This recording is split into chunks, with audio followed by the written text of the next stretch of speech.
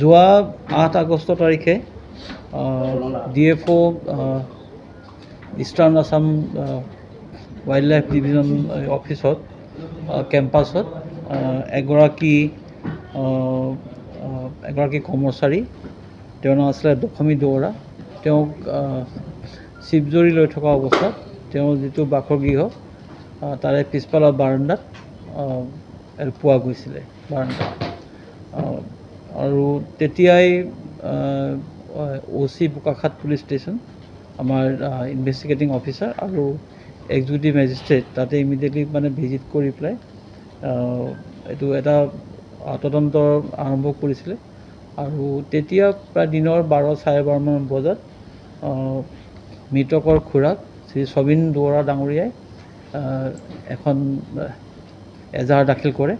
আৰু সেই এজাহাৰৰ ভিত্তিত Bokakhat police station case number 94/2025 এইটো মাৰ্ডাৰ কেছ আছিলে। FIR-টো সেইখন ৰেজিষ্টাৰ কৰা হয় আৰু তদন্ত আৰম্ভ কৰা হয়।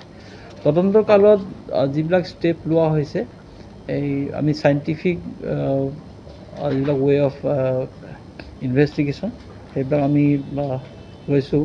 আৰু তথাপিতো প্ৰায় 31টা সংগঠনে এই তদন্তৰ ওপৰত তেওঁলোকৰ অসন্তুষ্টি প্ৰকাশ কৰিছে আৰু কিছুমান ব্যৱস্থা ল'বৰ কাৰণে তেওঁলোকে দাবী জনাইছে। আমি আজি মাননীয় জিলা উপায়ুক্ত কাৰ্যালয়ত তেওঁৰ কনফাৰেন্স হলত আমি আলোচনাত বহোঁ তেখেতসকলৰ লগত। তেখেতসকলে বহুত কিছুমান ডিমাণ্ড কৰিছে আৰু সেইবিলাক তেওঁলোকে তদন্তত এইবিলাক এইটো কৰিব লাগে বুলি তেওঁলোকে দাবী জনাইছে। এই ক্ষেত্ৰত আমি আলোচনা কৰাৰ পাছত মই অলৰেডি আমাৰ অসম পুলিচ হেডকোৱাৰ্টাৰ আৰু আমাৰ চেণ্ট্ৰেল ৰেঞ্জৰ আমাৰ মহাপৰিদৰ্শক মহোদয়ৰ লগতো মই আলোচনা কৰিছোঁ। আৰু এই তদন্ত যাতে উচ্চ পৰ্যায়ৰ তদন্ত এটা হয় আৰু থানা লেভেলত যাতে নহয়, তাৰ কাৰণে অলৰেডি আমি ব্যৱস্থা গ্ৰহণ কৰিছোঁ। আৰু মোৰ আশা যে খুব সোনকালে এই যিটো গোটেই তদন্ত প্ৰক্ৰিয়াটো সোনকালে শেষ হ'ব আৰু যিকেইজন আপোনাৰ অপৰাধী তেওঁলোকক আমি ধৰিব পাৰিম। কথাটো হ'ল আপোনালোকৰ যি ইনভেষ্টিগেশ্যন সময়ত যিগৰাকী তদন্তকাৰী বিষয়া আৰু বিশেষভাৱে ভাৰপ্ৰাপ্ত বিষয়া আৰু যিগৰাকী চিকিৎসক তেওঁলোকৰ বিৰুদ্ধে বিভিন্ন অভিযোগ আহিছে। এই দিশবোৰ চাবনে? আৰু যিগৰাকী DFO আছে সেই DFOক তদন্তৰ আওতালৈ অনা হ'বনে? সেই বিষয়টোলৈ তদন্তৰ আওতালৈ একচুৱেলি সকলোকেইজনকে অনা হৈছে।